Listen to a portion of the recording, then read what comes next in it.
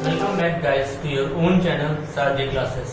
हाँ, इसमें हम लोग बिजनेस क्लास 12 की सीरीज कर रहे थे।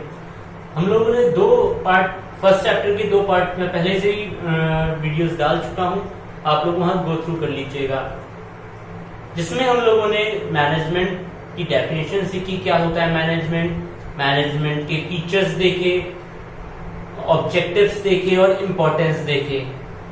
आज उसी के आगे मैं स्टार्ट कर रहा हूं अपना पार्ट 3 लेकर, nature and significance of management का। चलो टाइम न वेस्ट करते हुए सीधे आते हैं अपनी वीडियो पे। चलो आज का टॉपिक है बेटा nature of management. Nature of management क्या हो, मैनेजमेंट कैसा है, साइंस है, आर्ट है, कैसा है, एक एक करके हम लोग समझते हैं कि ये साइंस है कि आर्ट है कि क्या है। ठीक है, चलो स्टार्ट करते हैं।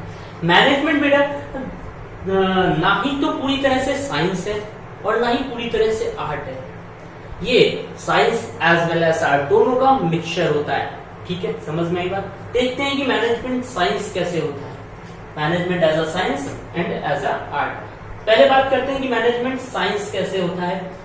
सिस्टमैटिक बॉडी ऑफ नॉलेज, जैसे आप लोगों ने 10th तक साइंस पढ़ी होगी, उसमें क्या होता था कि जो भी पुराने ऑथर राइटर्स रूल्स बना के गए, लॉज क्रिएट करके गए, हमको उन्हीं को पढ़ना होता था। जैसे 10th क्लास तक में आप लोगों ने पढ़ा होगा साइंस में, न्यूटन्स के लॉ और डिफरेंट राइटर्स के लॉज पढ़े होंगे, आइंस्टाइन के कुछ लॉज पढ़े होंगे, तो उसको ही हम लोग पढ़ते थे। तो सेम मैनेजमेंट में भी ऐसा ही है, जो हमारे राइटर्स फेयोल हो गए, टेलर हो गए, प्रिंसिपल्स बना कर गए हैं, उसको ही हमें पढ़ना पड़ता है। तो सेम जैसे साइंस में हम लॉस पुराने ऑथर्स के, राइटर्स के लॉस या फिर प्रिंसिपल्स पढ़ते थे साइंस में, वैसे ही मैनेजमेंट भी हम प्रिंसिपल्स को पढ़ेंगे। ठीक है, systematic body of a knowledge, समझ में आई बात। Principal based on experiment. अच्छा, जैसे साइंस में होता था कि जो जितने भी प्रिंसिपल्स होते थे वो ऐसे एक बार में नहीं बन जाते हैं, कि हजारों बार प्रैक्टिस करी जाती है, डिफरेंट सिचुएशंस में उनको अप्लाई किया जाता है, और अगर उनका कंक्लूजन सेम निकलता था तब वो जाकर प्रिंसिपल बनते थे। तो सेम काम यहाँ पर भी मैनेजमेंट में भी होता है कि एक जो प्रिंसिपल है मैनेजमेंट का ऐसे नहीं बन गया, उसको डिफरेंट सिचुएशंस पर रख के देखा गया, जब उनका कंक्लूजन सेम निकला तो वो हमारा प्रिंसिपल बन गया।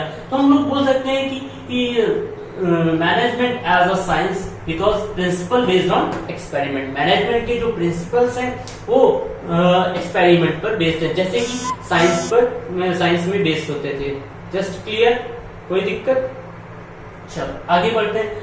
मैनेजमेंट साइंस इसलिए भी है क्योंकि जैसे साइंस में यूनिवर्सल वैलिडिटी होती थी, उनके जो लॉज होते थे उनकी यूनिवर्सल वैलिडिटी होती थी, कि वैसे ही मैनेजमेंट के भी जो प्रिंसिपल्स होते हैं वो यूनिवर्सल वैलिडिटी होती है। यूनिवर्सल वैलिडिटी बोले तो हर जगह एप्लीकेबल, जैसे साइंस के लॉ होते थे हर जगह एप्लीकेबल हो जाते थे डिफरेंट सिचुएशंस पे, तो वैसे ही मैनेजमेंट के जो प्रिंसिपल्स होते हैं वो भी यूनिवर्सल वैलिडिटी है, वो भी हर जगह एप्लीकेबल हो जाते हैं।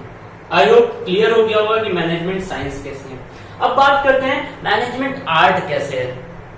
मैंने आपको पहले बताया, ना ही तो मैनेजमेंट पूरी तरह से साइंस है, ना ही पूरी तरह से आर्ट है। हाँ, ये इन दोनों का मिक्सचर है, management as well as science as well as art, या फिर ऐसे बोल सकते हो मैनेजमेंट आर बोथ साइंस और आर्ट। चलो आगे देखते हैं मैनेजमेंट आर्ट कैसे है। Existence of theoretical knowledge. Art में जैसे क्या होता है भाई, आर्ट साइड के बच्चे से अगर बात करोगे तो भाई क्या पढ़ रहे हो, तो वो ये कहेगा हिस्ट्री पढ़ रहा हूँ, ज्योग्राफी पढ़ रहा हूँ, सोशियोलॉजी पढ़ रहा हूँ। ये क्या है कि जो पुराने राइटर्स जो लिख गए, बुक्स लिख गए, जो आइडियाज लिख गए, उनको हम लोग थ्योरेटिकल नॉलेज को हम लोग प्रैक्टिस में लाते हैं, उसको पढ़ते हैं। तो सेम काम मैनेजमेंट भी आर्ट ऐसे ही है कि जो हमारे बुक्स में राइटर्स लिख गए हैं उनको ही हम लोग पढ़ते हैं, उसकी नॉलेज गेन करते हैं। Just clear? Personalised application. Personalised application मतलब देखो बेटा, हर आदमी की डिफरेंट डिफरेंट थिंकिंग होती है। तो जो आइडियाज लिख तो गए, पुराने ऑथर्स लिख गए, लेकिन उसको हम लोग अपने अकॉर्डिंग, अपना दिमाग लगा के थोड़ा सा उसको चेंज भी कर सकते हैं। Just clear. जैसे जैसे उन्होंने कहा कि सब लोगों को मिलकर काम करना चाहिए। अगर एक ग्रुप है, मैनेजमेंट काम कर रहा है, तो सब लोगों को मिलकर काम करना चाहिए। तो हमने प्रिंसिपल तो वही उठाया, बट उसको अपने अकॉर्डिंग काम करा रहे हैं। यार भाई 50 लोग हैं तो 5 लोगों को इधर काम करवा दिया, 10 लोगों को इधर करवा दिया, 10 लोगों को इधर करवा दिया, 5 लोगों को, ऐसे डिफरेंट डिफरेंट छोटे छोटे ग्रुप्स बना दिए कि वो ग्रुप उधर काम कर रहा है, वो ग्रुप उधर काम कर रहा है। हम उसको अपने अकॉर्डिंग, यूनिटी पे काम हो रहा है, क्योंकि सबका जो एंड रिजल्ट है, जो डिफरेंट डिफरेंट ग्रुप्स बनाए, सबका जो एंड रिजल्ट है वो एक है, ठीक है, और काम साथ में भी हो रहा है। तो पर्सनलाइज्ड एप्लीकेशन मतलब कि जो भी आइडियाज हमारे राइटर्स दिए गए हैं उनको तो फॉलो करो, लेकिन थोड़ी सी अपनी बुद्धि भी चलाओ। जस्ट क्लियर, समझ में आ रहा है?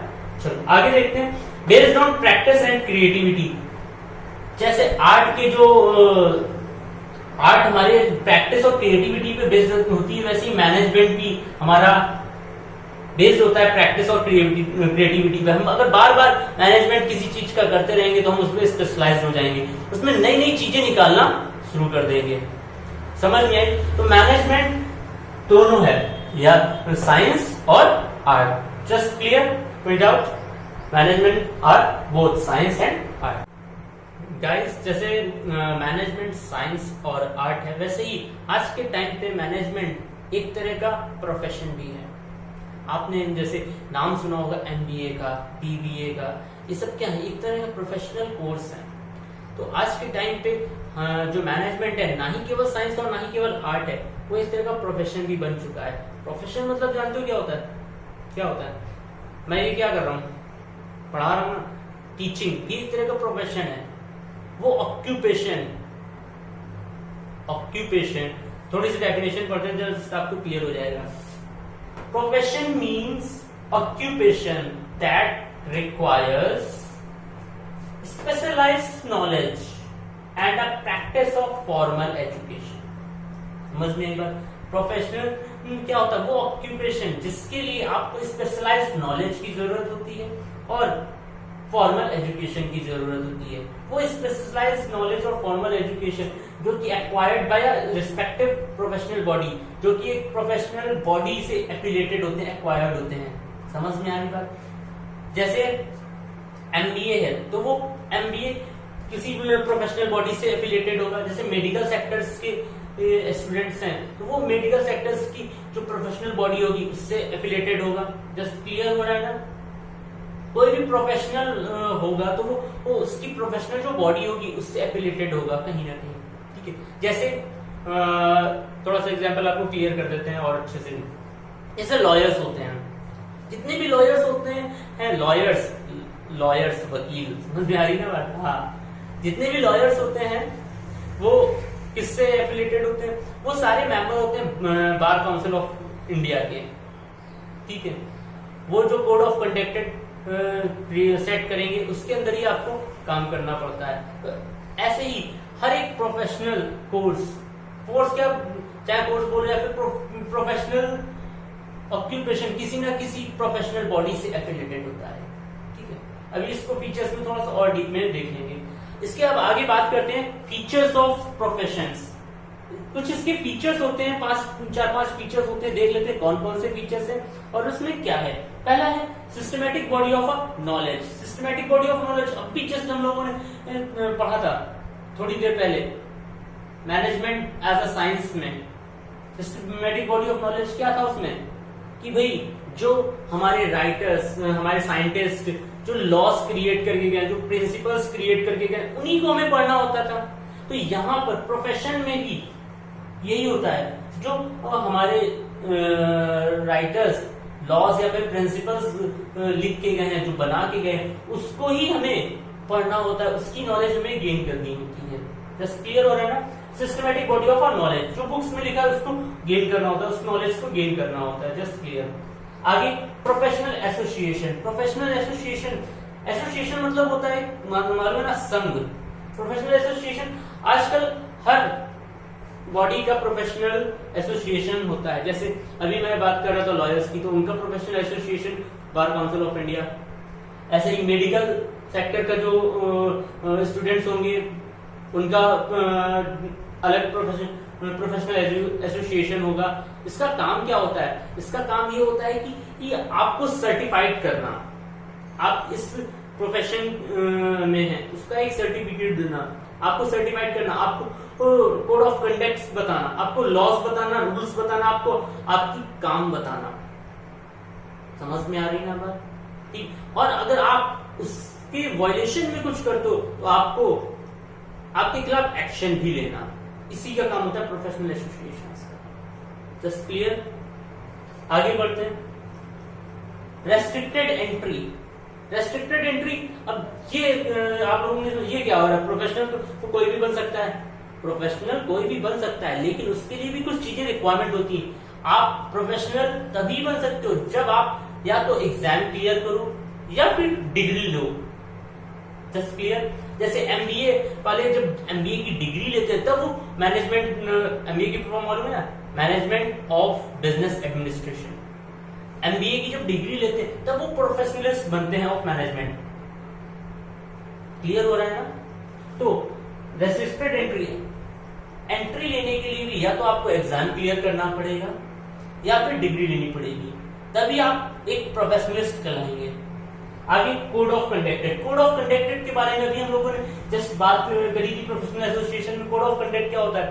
वो कोड ऑफ कंडक्ट मतलब वो रूल्स एंड रेगुलेशंस, वो गाइडलाइंस जो आपको फॉलो करनी होंगी। ठीक है? जो किसके द्वारा दी जाती है? प्रोफेशनल एसोसिएशंस के द्वारा आपको बताई जाती है। ठीक है? Next, service motive. Service motive क्या होता है? मालूम है? नाम काम बता रहा है।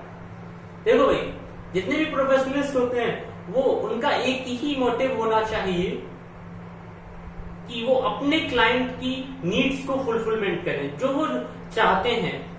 अपने क्लाइंट, जो उनका क्लाइंट चाहता है उनकी नीड्स को फुलफिलमेंट करें।